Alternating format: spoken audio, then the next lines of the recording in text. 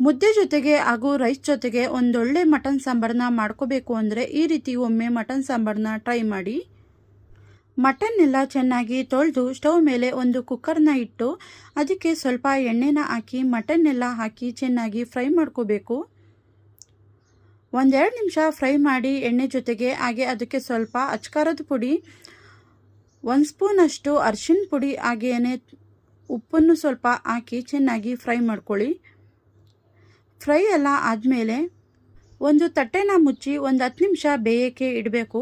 ಯಾಕಂದರೆ ಅದರಲ್ಲಿರುವ ನೀರಿನಂಶ ಎಲ್ಲ ಬಿಟ್ಟು ಮಟನ್ ಚೆನ್ನಾಗಿ ಖಾರ ಮಸಾಲೆ ಎಲ್ಲ ಹಿಡ್ದಿರಬೇಕು. ಅಲ್ಲಿ ತನಕ ಚೆನ್ನಾಗಿ ಬೇಯಿಸಿ ಒಂದು ಮಸಾಲೆನ ರುಬ್ಕೊಳ್ಳಿ. ಅದಕ್ಕೆ ಸಣ್ಣೀರುಳ್ಳಿ ಮತ್ತು ಟೊಮೊಟೊ, ಕೊತ್ತಂಬರಿ ಸೊಪ್ಪು ಹಾಗೆಯೇ ಸ್ವಲ್ಪ ಅರಿಶಿನ ಪುಡಿನ ಹಾಕಿ ಈ ರೀತಿ ಮಸಾಲೆನ ರುಬ್ಕೊಂಡಿದ್ದೀನಿ.